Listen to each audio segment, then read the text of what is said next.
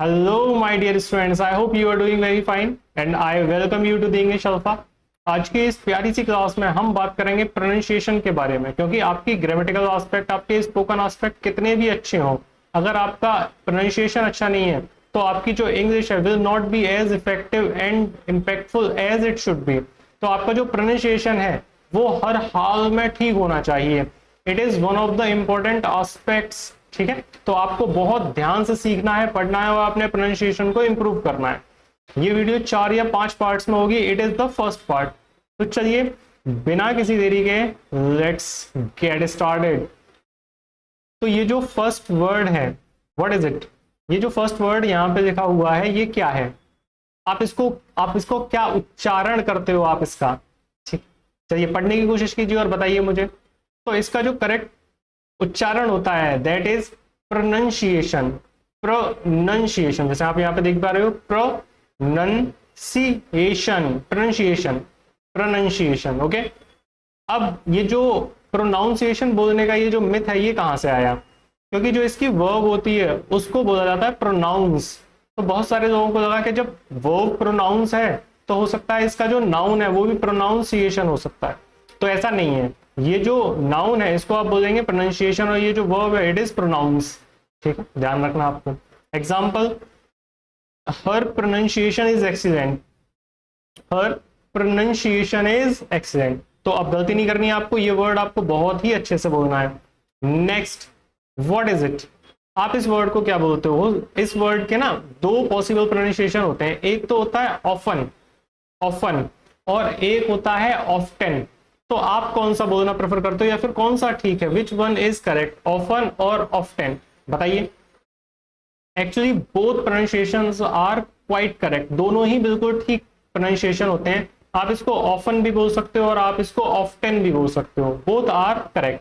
जैसे कि I often या फिर I often read English books, both are correct. Okay, next, what is it? क्या क्या उच्चारण है इस वर्ड का? सॉफ्टन या फिर सोफन? सोफन और सॉफ्टन, क्या है इसका करेक्ट प्रोनाउंसिएशन?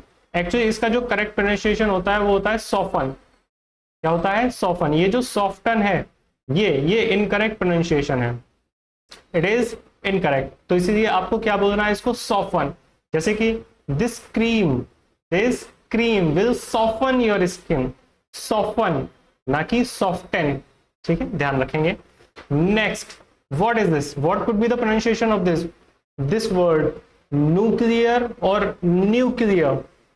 Nuclear और nuclear। चलो जानते हैं इसका जो करेक्ट प्रोनाउंसिएशन होता है। The correct pronunciation is nuclear.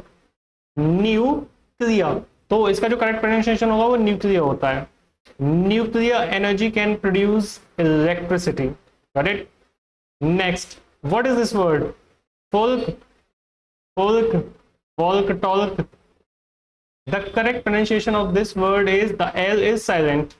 The L is silent in this word. So the correct pronunciation is folk. Folk. ठीक है, अब बहुत सारे वर्ड ऐसे होते हैं, एग्जाम्पल देख लेते हैं। Folk music is popular here. Folk music is popular here. बहुत से वर्ड ऐसे होते हैं, there are plenty of words जिनमें L और K साथ होते हैं, तो वहां पे जो L है द L इज साइलेंट। जैसे कि हाफ, काम, योक, वॉक, टॉक, बताया जैसे मैंने आपको। ठीक है, तो be very careful while pronouncing these words. Next, what is it? What is this word? ये एक टेबलेट होती है, एक मेडिसिन होती है। जब बॉडी में बहुत ज्यादा पेन होता है तब उस कंडीशन में you can have this medicine. So what is the pronunciation of this word? इसका करेक्ट प्रोनाउंसिएशन होता है आइबुप्रोफेन। Ibuprofen, ibuprofen. हाँ जी भैया, इसको ना कॉमनली हम जानते हैं ब्रूफेन के नाम से। बहुत सारे लोग तो ब्रूफिन बोलते हैं, ब्रूफिन, जबकि करेक्ट प्रोनाउंसिएशन क्या है? Ibuprofen, profane. Got it? सही तरीके से बोलना। आई टुक ibuprofen for a headache. Headache, इसको भी देख लो, headache, headache. Okay, next, what is it? Lettuce. Lettuce, क्या है ये? What is it? बताओ। देखो, तो इस वर्ड का करेक्ट प्रोनाउंसिएशन होता है लेटिस। क्या बोलते हैं इसको हम, लेटिस। ये एक तरीके से ना जो कैबेज होती है, पत्ता गोभी, उसी का एक कोई अमेरिकन ब्रदर है, ठीक है। हाँ जी, तो लेटिस बोलते हैं इसको। और कई बार ये जो यू है आई की साउंड क्रिएट करता है, प्रोड्यूस करता है, जैसे कि बिजी ना कि बुसी, ठीक है। मिन्यूट नहीं है ये, इट इज मिनट, माइन्यूट मत बोलना है ना, वो अलग चीज हो जाएगी। बिजी, मिनट, तो कई बार यू आई की साउंड भी क्रिएट कर सकता है। Okay, next example, she added lettuce to the salad. इसको भी सैलेड बोलते हैं इंग्लिश में, सैलेड, सलाद को इंग्लिश में सैलेड बोला जाता है। नेक्स्ट, बेटा, इज इट डेटा और डाटा, क्या है ये, what is it, what is the correct pronunciation of this word? Actually the correct pronunciation of this word is data. है तो दोनों ही सही, but the common word these days is data. आजकल जो कॉमन है वो क्या है, डेटा। डेटा, बेटा इसको बोलना डेटा, ठीक है, डेटा बोला जाता है इसको, ना कि डाटा, ये ओल्ड था। Okay, pronunciation and the example, the data shows improvement, data, data. Okay, next, ये क्या है, एक ही वर्ड दो बार। अब इसको ना कई जगह पे स्केड्यूल बोला जाता है, स्केड्यूल, स्केड्यूल, और कई जगह पे इसको बोला जाता है शेड्यूल। कई जगह इसको स्केड्यूल बोला जाता है और कई जगह इसको शेड्यूल बोला जाता है। तो क्या सही है, which one is correct, schedule is correct और is schedule correct?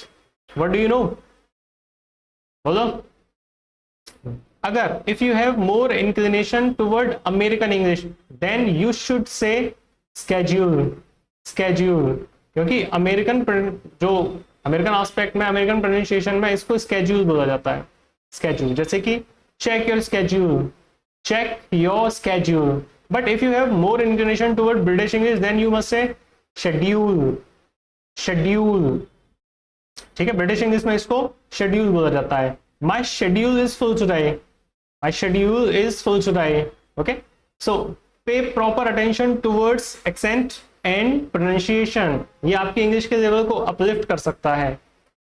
Next, what is it, वो जगह जहां पर कार पार्क करते हैं या फिर कार को कवर करके खड़ा कर दिया जाता है, क्या बोलते हैं इसको, गैरेज और गराज।